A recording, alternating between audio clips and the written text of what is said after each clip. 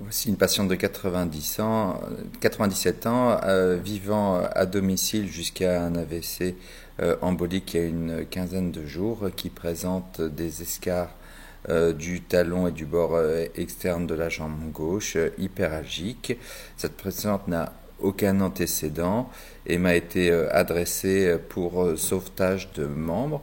Elle est contre-indiquée pour une anesthésie générale en raison de son arrêt rythmique qui est assez mal contrôlé avec une tachycardie à 140. On démarre donc l'intervention après avoir réalisé un scanner puis une fusion en salle d'opération, une ponction fémorale droit avec un introducteur de 6F45 et on réalise le crossover. On a ici une occlusion ilio-fémorale commune et profonde. On démarre par la traversée de la thrombose, mais surtout on constate que l'occlusion se fait sur un bourgeon calcaire ilio-fémoral commun qu'on traverse en force. Vous voyez que la patiente est en flessum, donc la fusion est évidemment pas très bien recalé. On a récupéré ici la lumière de l'artère fémorale superficielle. On va faire 100 000 unités d'actosolve dans l'iliaque externe. En attendant, on réalise l'artériographie qui montre une occlusion poplitée haute. Vous voyez ici la patiente qui est jambe fléchie. Donc première étape, nous injectons par l'introducteur les 100 000 unités de fibrinolyse, puis le contrôle retrouve un petit passage et on devine déjà les artères fémorales communes et superficielles, les artères fémorales communes, superficielles, profondes, perméables.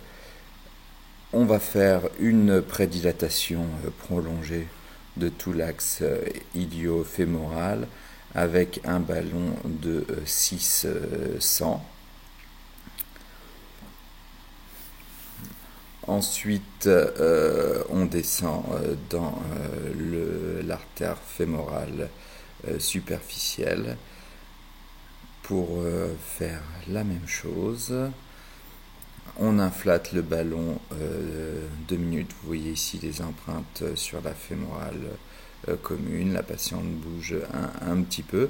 Elle n'a absolument aucune sédation, ce qui n'est pas la norme chez nous. On commence à apercevoir une circulation du produit de contraste et on va implanter notre stent ilio-fémoral.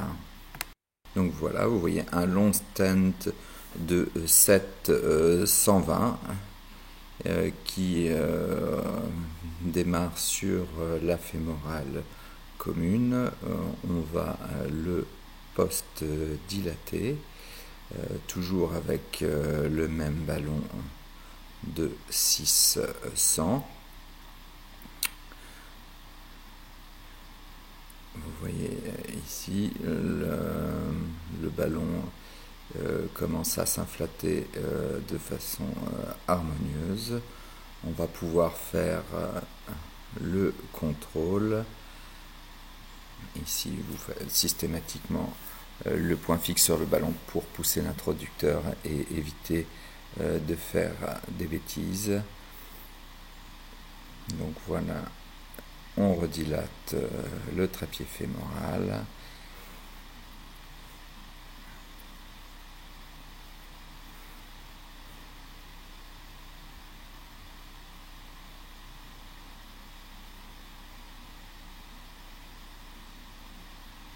Et on va pouvoir continuer la procédure. La fémorale commune, la superficielle et la profonde sont belles. On va descendre maintenant dans la jambe après une nouvelle dilatation fémorale prolongée. Alors, on arrivera, vous voyez, à étendre sa jambe en prenant beaucoup de temps d'explication à la patiente. On mettra, pour la petite histoire, une bande de velcro pour pouvoir la maintenir allongée. Donc, on voit une occlusion de toute l'artère poplitée avec une essence haute de la tibiale antérieure et un tronc tibio-péroné qui est perméable. Dans ce type d'intervention, on a toujours en tête la réalisation d'une ponction rétrograde. Donc on démarre la recanalisation en force avec un guide 180 stiff qu'on a retourné et on force jusqu'à la zone de réentrée. Au moindre souci, on ponctionnerait la tibiale antérieure au tiers supérieur de la jambe. Donc vous voyez la boucle qui descend jusqu'à la réentrée supposée. On ne va pas plus loin. Ici, le ballon ne descendra jamais sous le condyle, le ballon en 0,35. Il faudra faire un échange de guide. Donc, en fait, on réalise des inflations pas à pas pour aller le plus bas possible et pour pouvoir passer un nouveau guide 0014. Alors, là, on continue à descendre. Voilà, on n'ira jamais plus bas et on n'essaye pas de pousser le guide en boucle et disséquer plus loin parce que la réentrée est belle à ce niveau. Donc voilà, on refait une petite artério, on voit qu'il y a un passage. Pour récupérer la vraie lumière, on va remonter un petit peu et on reprendra la vraie lumière un petit peu plus haut. Donc voilà, c'est fait. On a pris une sonde vertébrale pour pouvoir s'orienter et voilà qui est fait.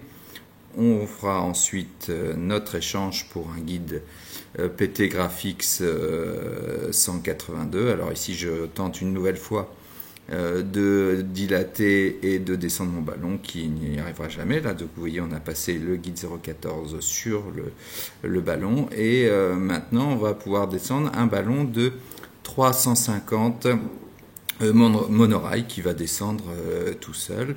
Donc, on inflate une première fois vers la tibiale intérieure pendant 3 minutes, une deuxième fois au-dessus. Voilà, ici. Après 2 inflations de 2 minutes, on implantera un stent de nitinol 470 jusqu'à la bifurcation poplitée. Avec une nouvelle avec une post-dilatation. Et voilà le résultat final. Donc vous voyez que le produit de contraste circule très rapidement. On va descendre sur... c'est plutôt correct. Ici, on est dans une situation de sauvetage, donc on ne va pas chercher la perfection, mais on voit 3 artères de jambes magnifiques qui descendent jusqu'au pied. Pour terminer, on va réaliser une acquisition en suivi de bolus de l'iliaque à la pédieuse.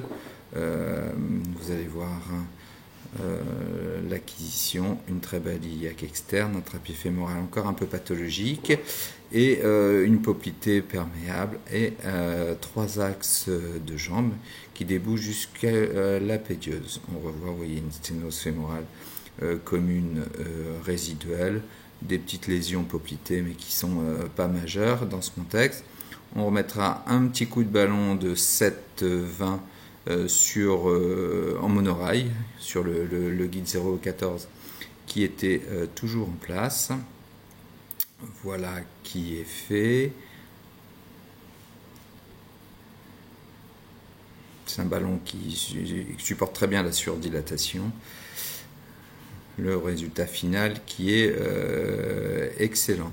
Donc fermeture par un fémocyle. Voilà, la patiente est vraiment parfaite, elle bouge pas du tout, elle nous a pas du tout embêté. On a pu avoir des bons roadmaps et une fusion plutôt bien calé.